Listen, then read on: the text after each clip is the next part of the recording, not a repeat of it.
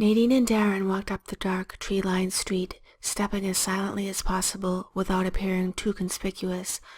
The Amity house loomed ahead of them, its bay windows like darkened eyes staring down at the street below. There were so many houses, huge big houses on this street, Nadine said quietly under her breath. I expected the Amity to be kind of off on its own up on a hill or something. Psycho, Darren murmured back. His soft, mellow voice made Nadine catch her breath a little as they continued to walk. He still had that effect on her, even now after they'd been together for 3 years. You're thinking of the Psycho house. Yes, yes I was. The street was lined with massively huge houses lining a lake. There really wasn't anything unusual about the Amity aside from those freakish-looking windows that gave the appearance of a jack-o'-lantern with gaping maw, just waiting to snatch up any weary pedestrians walking past. But it wasn't the house really then at all, was it? It was the legend, Nadine thought to herself, as Darren encircled her hand in his. Your hands are so big, she whispered to him, getting a shiver as his warmth spread through her hand, up her arm and into her entire body. Oh my fuck, I love this man, she thought to herself, as she swallowed hard and tried not to show it. Yep, he joked, holding his other hand up and splaying it out so that the moon was above and behind it, backlighting and bathing his forearm in an eerie glow, made all the more eerie by the house with the bay windows being sectioned into pieces and looking like a fan-shaped puzzle between his fingers. My God, Nadine uttered as he took his hand down. And there it was, the Amity, fabled house of terror, once owned by the Lutz family and before that the DeFeos, house of murder if nothing else. Even if the Lutz's story was all bullshit, there were murders that took place here, and it was a legend, and famous, and it was going to make them the most famous parapsychology team since the Warrens, once their video footage inside the house went viral. Holy fuck, what are we doing? Darren exhaled, as the two of them stood looking up at the moonlit house, but bathed in its shadow. The two future cat burglars had gotten an inadvertent tip-off from a friend, who mentioned the house and how the owners were traveling. He just happened to meet them and asked if they were really living in a haunted house. They purportedly laughed and said no, that they'd never seen anything unusual and that they thought the Lutzes had just made it all up. They also happened to mention that no one ever came round trying to look through the windows or anything, because people were just too scared, and they joked about how the Lutz hoax was saving them a lot of money on security.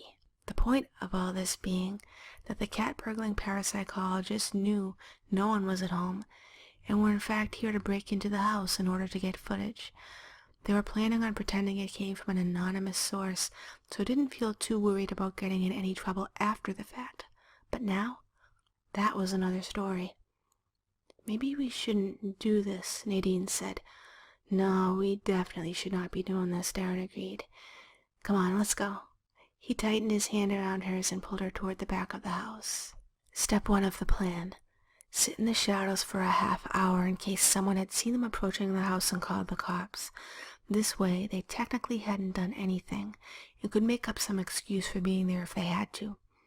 Step 2 was getting inside without causing any damage.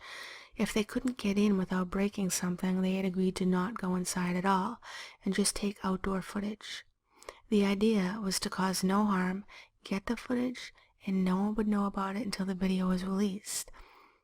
The cat-burgling gods of luck were favoring them, because after waiting quietly for what seemed a very long time with no sign of anyone or anything, Darren noticed a window that had been left crack open to let air in, and it was being held open by a little block of wood maybe 2 inches. Give me a hand with this. Grab from the other end, he said excitedly, and Nadine went and heaved upwards, trying not to let the painted wood splinter her hands as the extremely heavy window pushed open, allowing them to just climb right into the house. As easy as that. And so that's what they did.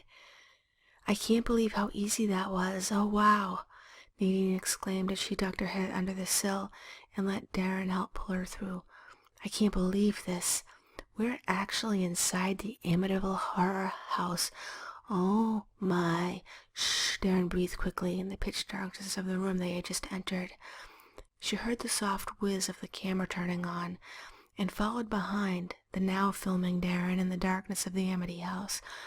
The camera was filming in night vision, and the idea was to not turn on any lights for fear of being discovered.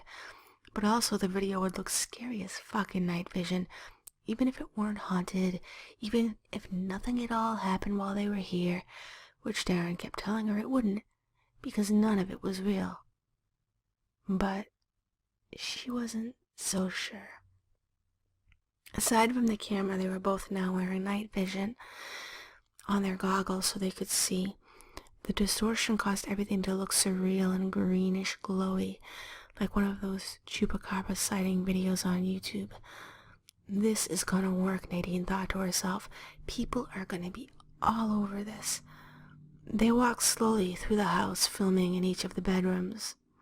The one where the flies supposedly gathered, the room where Jody the red-eyed pig leered through a darkened window, but the two rooms that would be the pinnacle of the video would be, of course, the big bay attic windows. And then there was the cellar, purported to be the entrance or a portal into hell. The basement is actually what scared Nadine the most, because the DeFeos, who had originally owned the house, were all murdered in their sleep. But the really weird part about that is that even though Ronald DeFeo used a shotgun with no silencer, the neighbors heard the blasts and could give a minute-by-minute description by sound alone to the detectives who arrived to investigate. But for some reason, the first shotgun blast didn't wake up the other family members. They all died in sleeping position. No one was half out of bed or halfway across the room or clawing their way out into the hallway. No signs of distress, and no signs of drugs in their systems. They were just one by one killed off in their sleep. Sound of a shotgun not waking any of them up. Just one by one. Blam. Blam. Blam. Room to room to room. That's serious fuck, especially considering that Ronald DeFeo had been doing black magic conjurings in the basement. Did something in that house actually paralyze the DeFeos, and did that same force later affect the Lutzes due to the father George doing his occult spells himself, as reported by the son, who everyone assumes is now pulling his own hoax? Maybe whatever is in the house only affects those who invite it, or who believe in something being there. That would actually explain why none of the other owners since the Lutzes have reported anything unusual. Maybe they simply didn't believe in it, or didn't have a family member doing dark rituals in the cellar to invite it. In the cellar that Nadine and Darren were now walking down the stairs of in single file, silent, aside from the creaking of each step as they descended into the dark. Darren panned the camera around the cellar as soon as he got to the bottom of the stairs and could take in a wider view. He had to admit that coming down the stairs had spooked him, even though he didn't believe in any of this. Not being able to see what was down in front of his legs on the way down into an unknown basement made him super uneasy. And it was cold. He could feel that as soon as they'd opened the door to come down. It was cold. Much colder than what he'd expected. He thought it would be insulated, repaneled, made into a billiards room or an extra bedroom. But it wasn't. When he stepped off the last stair, he was stepping into dirt, just hard-packed dirt for the cellar floor. That didn't even make any sense. The foundation for a house this size. His thoughts were interrupted by Nadine's hands on his shoulders as she came down behind him. "Wait here," he told her, out of a protective instinct as he stepped into the cellar and took in a 180 of it on the night cam. But what he saw made him so uneasy. He said to Nadine, "Is there a light switch there on the wall?" "No," she said as her hand ran along the wall inside the stairs. Maybe back up top." "Don't go anywhere. I'll go up and check it in a second. Hang on. This is so fucked up." "What are you seeing, babe?" Nadine asked him. No. Don't come down here yet."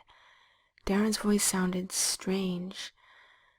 Then she smelled something awful and pungent, and heard Darren fall to the ground with a thud just before she herself also passed out. But the last thing she saw through half-conscious eyes were Darren's hiking boots on his feet as he was being dragged deeper into the cellar, leaving a trail in the dirt. And then her face was there in the dirt too, and she heard whispers fill her ears. And then there was nothing. The owners came back from their vacation and pulled into the driveway at 112 Ocean Avenue as the children bounded out of the car and began running towards the house. The man and woman looked up at the bay windows, and putting an arm around each other, they both smiled and sighed. "Home again," the woman said. All right, enough," the man shouted playfully as the kids jumped up and down on the stairs and begged to be let inside. No sooner was the door open than they all ran inside and then clambered out of sight and became silent. The man and woman took their time as they walked into the kitchen and looked at the beaming faces of their 3 children, all gathered around the entrance to the cellar door. Their excitement now halted in respect for the usual ritual. "Do you think we caught one this time?" the littlest girl asked her parents in a serious yet innocent way. "Hopefully," said the father. "If not, it'll be another." A loud cry from the basement interrupted him mid-sentence as Nadine, hearing voices from upstairs, cried out, "Help us! Oh, please, for the love of God, please help us!" There was another sound, too, a man making a low moaning sound. The kids and parents all threw their arms up into the air as if they had just won a big prize. They all smiled and began hugging each other. The littlest 2 girls started screaming, chanting, "Yes, yes, yes," over the still sobbing Nadine and Darren, whose voices were getting louder as they became more frantic after realizing they were about to possibly be rescued from all of this. "Shh, respect," said the father, and the kids fell silent again. Now it was just Darren moaning and Nadine crying, "Please, please, please help us. Please, please, please, someone must help us. Please, please." The woman spoke. "Somebody needs to shut them up," she said, looking directly into her husband's eyes. "Should I do it this time?" No, I'll do it." He quickly cut her off as he slowly opened the door to the cellar, hesitated for just a second, and then quickly stepped inside, pulling the door firmly shut behind him.